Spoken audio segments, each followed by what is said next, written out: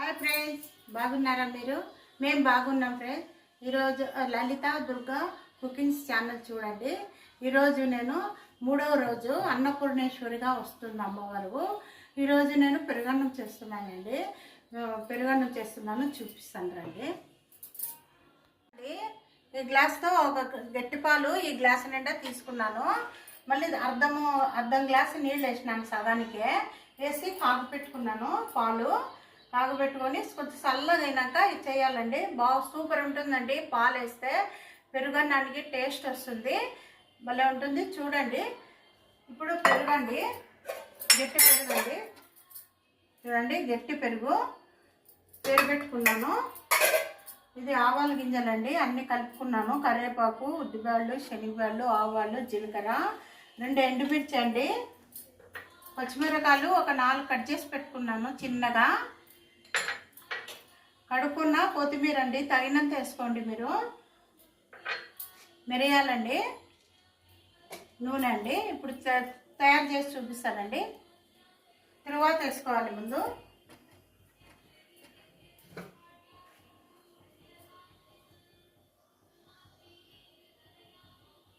ఒక 4 చెంచాల స్పూన్ నూనె వేసుకున్నాను. కొంచెం నూనె కాగాలండి.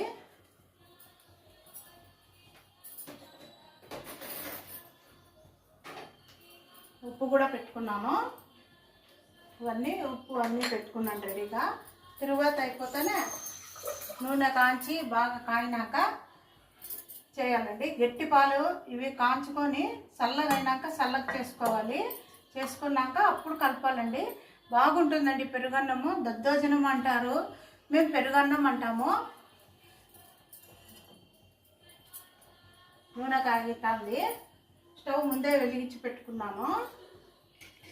ఇప్పుడు తాలింపు గింజలు అన్నీ వేస్తున్నాము.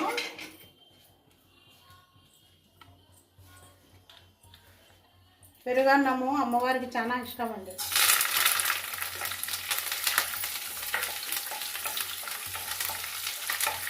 ఒక్కొక్క అవతారంలో ఒక్కొక్క నైవేద్యం చేస్తే మంచిగా ఉంటుంది. వాళ్ళకి ఇష్టమైనవి మనం ఒక రోజుకొకటి చేసుకుంటూ నైవేద్యం పెట్టాలండి. బాగా ఆనందం అవుతుందండి వాళ్ళకి.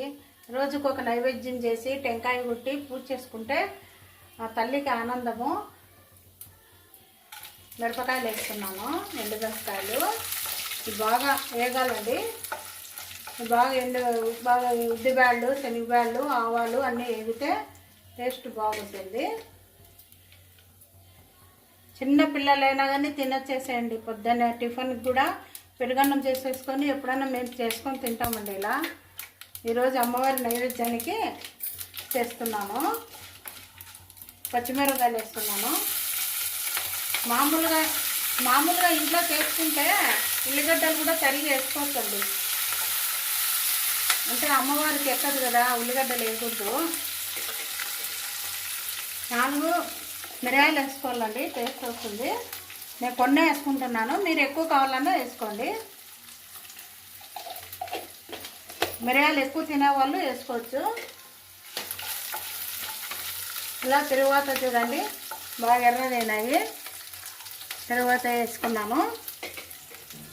ఇప్పుడు కొత్తిమీర కూడా వేస్తున్నాను. కడుక్కొని సన్నగా కట్ చేసి పెట్టుకున్నాను. దీంట్లోనే వేగితే బాగుంటుంది. కొంతమంది అట్లా పచ్చికి కూడా వేసుకుంటారు, మీ ఇష్టం అండి. అలా కూడా వేసుకోవచ్చు. నేను తిరువాతలో వేసుకుంటున్నాను కొత్తిమీర. చూడండి, అయిపోయింది. చూడండి, అయిపోయింది. ఇప్పుడు బంద్ చేసుకుంటున్నాను.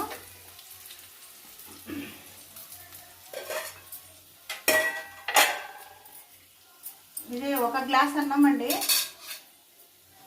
ఈ గ్లాస్తో అన్నం పెట్టినానండి. 1 గ్లాసు బియ్యం కడుక్కొనేసి మెత్తగా అన్నం చేసుకోవాలి. 1 గ్లాస్ అండి. 1 గ్లాసుకి 2 గ్లాసులు మళ్ళీ కొన్ని నీళ్ళు వేయాలంటే, ఎందుకంటే అన్నం మెత్తగా ఉంటే పెరుగన్నం బాగుంటుందండి.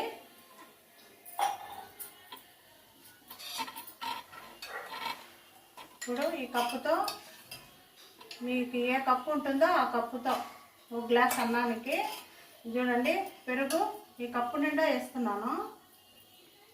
ఈ కప్పు నిండా పెరుగు వేసుకోవాలి. ఇంకా మీకు బాగా కావాలంటే కూడా వేసుకోవచ్చు. నేను ఒక కప్పు నిండా వేసాను.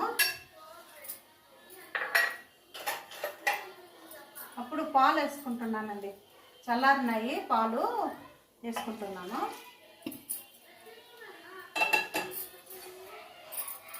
బాగా ఇలా కలుపుకోవాలండి. పెరుగు ఎంత వేసుకుంటే అంత టేస్ట్ ఉంటుందండి. ఏమంటే నేను ఒక గ్లాస్ కదా, కరెక్ట్ సరిపోతుంది పెరుగన్నంకి. పాలు ఉంటుంది కాబట్టి అన్నం కూడా పులవదండి పెరుగు.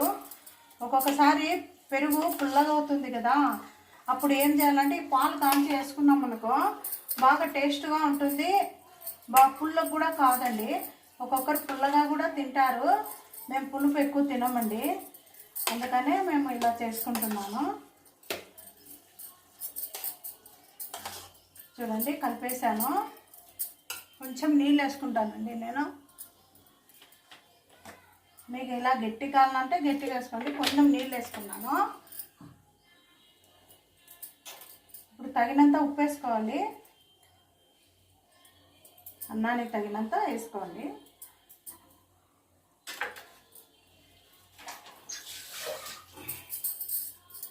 బాగా కలుపుకోవాలి.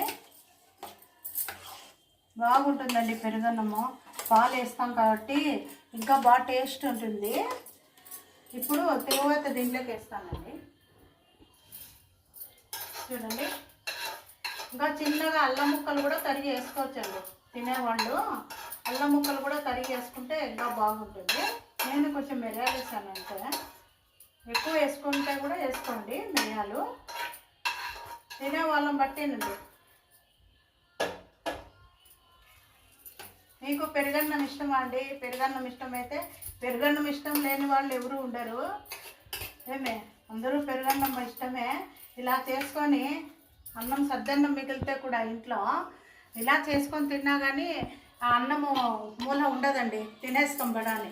ఏదో ఒకటి మళ్ళీ ఉత్తన్నం తినాలన్నా ఒక్కొక్కరికి బేజారవుతుంది. ఇలా పెరుగన్నం చేసేసుకొని తిరువాత వేసుకుంటే ఒకరోజు టిఫిన్కి సరిపోతుందండి.